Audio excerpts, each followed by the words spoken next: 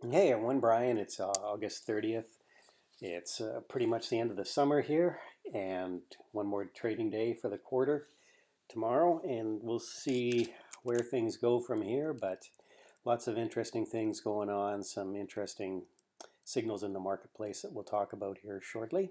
And start out with the week that was, and I thought one of the most notable things that happened during the week was Jay Powell and Jackson Hole.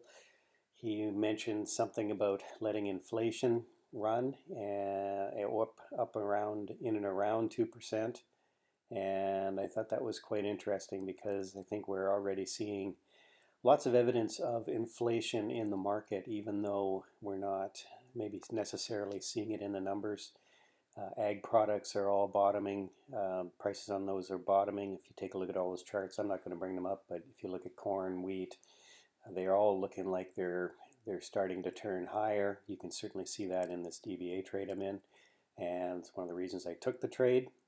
Gold, silver going up. Obviously, real estate is strong for other reasons, as well as maybe inflation. Lumber prices are up significantly over the month. Really big move in lumber. So all these things contributing to inflation, and maybe you've seen it at the store already, but it's interesting times. And yeah, let's just get into it here. You can see still we got some pretty bullish indicators on Friday. Lots of new highs compared to new lows. Lots of advancers over decliners. This below and above the 50 is moving down, I guess, or in the bull's favor, and same with the 200. But it's amazing, with the strong bull market that we've had, that we still have so many stocks trading below their 200-day moving average. It's kind of an interesting statistic. Let's take a look at what we usually start out with, the transports. Again, here you can see we had another strong week, and we were up 3.5% on the week. You can see here we're right at all these highs, right at prior resistance for three previous instances, and it looks like we're just breaking out here. RSI continuing to go higher. We did so on volume last week, so I would expect the market's going to continue higher. Certainly, the right now the futures are showing we're going to start out green again. Here's the daily again breaking out. Are pretty overbought here, but Friday was a little bit of a low volume day, but not surprising for summer months. The Dow again breaking out here to a new high. We're approaching this all-time high of 29,600-ish, 29,569. We're still moving higher. RSI is still going higher. On the weekly, we're not overbought. Volume came in a little bit more today on the week. Stochastics up. So again, strong and looking like it is going to continue to go higher here. On the day, that's what it looked like. We'll skip over there. Let's jump to the dollar here. I know this is a little bit out of order, but you can see this is really notable. I've been noting this for some time, been mentioning this, but you can see here we're just breaking down on the dollar. And what does that tell you? I think there's a lot of nervousness around the U.S. election and this unrest that's happening there now. I think a lot of investors, particularly currency investors, are exiting from the dollar. And I don't see this trend reversing. We've lost the 200-day moving average on this index, and the only thing you can say is the volume was light last week. RSI getting a little bit oversold, but again, this is not looking good for people that advocate a strong U.S. dollar.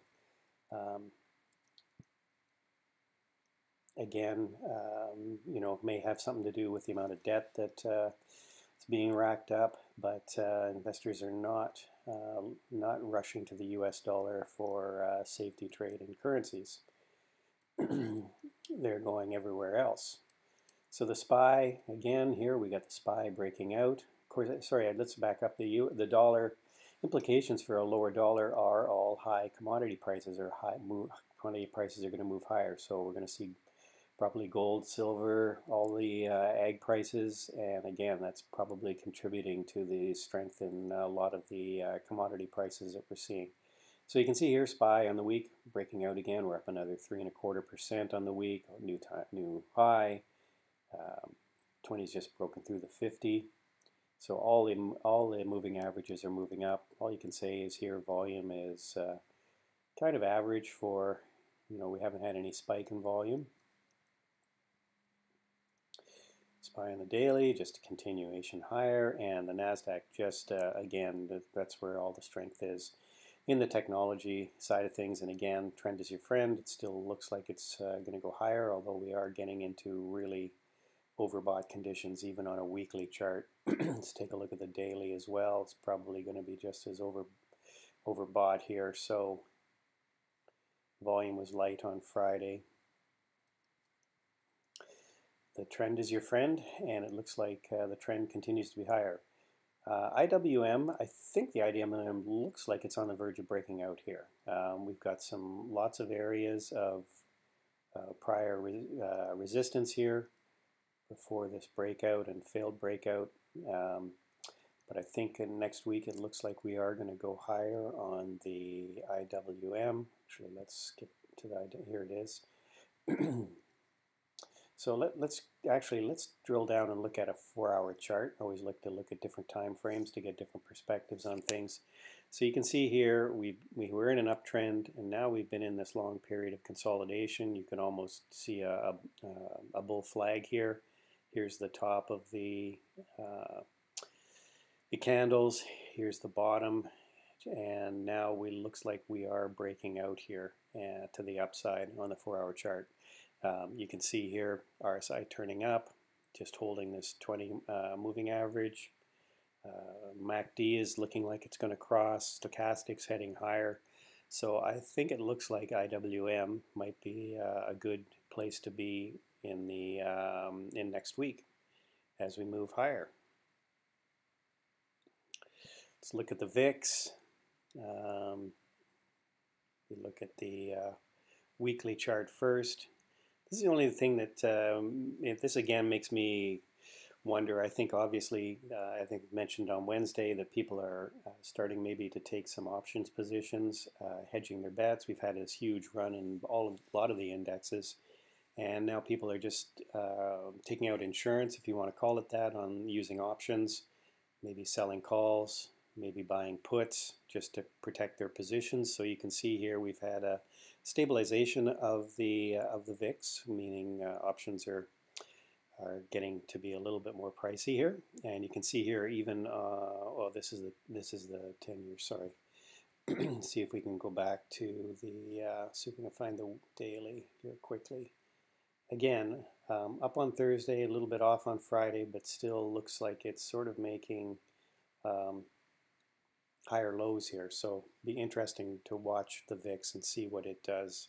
So sorry, we're skipping around here a bit. Let's take a look at this 10-year Treasury yield. You can see here we're moving up on the week, and this was another thing I found kind of interesting, that the yields are starting to come up here on the Treasuries. So again, just something that's going to be interesting to watch. Of course, that's makes it look good for our this fast trade that I'm in. The banks took an entry on the banks. Actually had to take it twice because I got stopped out once on it on Friday.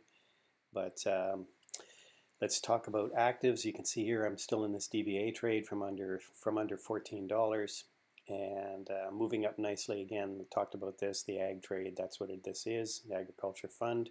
All the ag commodities are moving up and getting a nice move out of this. We got 4 or 5% on that already. I just took this one on Friday. Again, as I mentioned, I took it once, kind of stopped out, and then it still continued to hold 40, and so then I just I got back into it. I think it looks like it's on the verge of breaking out here, and I would be looking for something like a 45 or 44.40 on this as a first stop, as a first target, and then of course stop on 40. Intel still holding, as I mentioned. Liked it when it held 48 here. Still in it. Looks like it's starting to break out a little bit. RSI coming up. Love that. good volume here on Friday. So Intel looking good. Space still have a tiny bit of that. I'm just looking for it and just watching to make sure it just holds this 200-day moving average.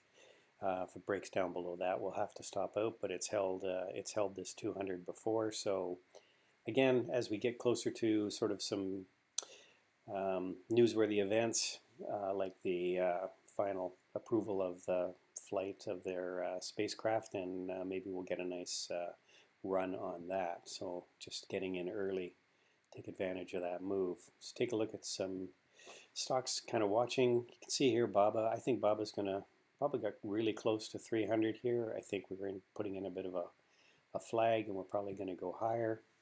One thing that does well with a weak dollar is emerging markets, and you can see here as the dollar's gotten weaker, the emerging markets have gotten stronger, and I can see this going higher. So something I'll be watching on Monday. Fuel cell, I was watching this one. It seems to be holding this 280 level. So it could be good for an entry if it starts to move up and maybe pops through 3. Again, got back in gold. I've been in and out of this because it's been kind of choppy. I've been back in. I think actually this goes higher. Now it looks promising, so I've got a position again in this. And again, I've been trading in and out of it as it gaps up and moves down and then bottoms and then moves back up again. Again, GLD, I think gold is up right now as we speak in the pre-markets. Micron, this was one I was watching last week. I wanted to get into it, but I just moved. I was trading at the open and it just moved and I just didn't catch it. So now it's moving up, hopefully. I know some of our traders caught this trade, and a really nice trade off 42. Already have $3 into that probably for people that did catch it. Bitcoin seems to be, one of the stocks that is also, or not stocks, currencies, if you want to call it a currency. It's moving up here. Riot could be a way to play it, or Overstock is another one. Silver, same as gold, same comments.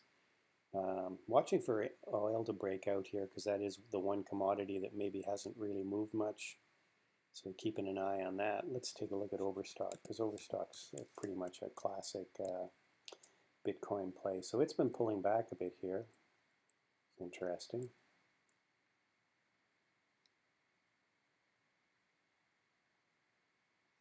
Yeah, not looking particularly good here right now. Had a really big run over 100, and now it's just pulled back. On a weekly, yeah, engulfing candle on the week. Well, we'll keep an eye on that one. That could be interesting. It was really overbought, so it's not surprising it's moved back. Huge volume on this. Stochastics starting to roll over a little bit here. Might find some support, but it is pretty erratic. It's really, it jumps all over the place in terms of its trading. It's usually trading with a fairly large spread. Low on this was 91-ish. On the week, go back to the daily. Again, 91 on Thursday. It's again not in a sort of an indecision doji candle here. Yeah, not sure I'm going to keep an eye on that. It just doesn't look like a tradable pattern. Might just be starting to consolidate. Anyway, that's it. So again, interesting things going on this week. Inflation seems like the Fed wants it to run a little hot. So we're going to see increase in a lot of prices, and the dollar continuing to weak, which will also contribute to increasing asset prices. And we've still got this TINA situation going on where you've got such low interest rates that there's just no other option for money. So stocks probably will continue to move higher. It just looks like trend is your friend. But as we get closer to the election, I can see more volatility in the market. I can see maybe the volatility index rising. So that's it. That's kind of where, see what happens with the week. IWM looking maybe positive for a bit of a breakout. and we'll see what happens. We'll, of course, see you in the Bear Bull trading room in the morning if you're going to join us. 8:30 pre-market show, 9:30 trade in the market. And again, this is my book on Amazon, How to Swing Trade. Hope you all had a great weekend, and we'll hopefully see you in the morning. Bye for now.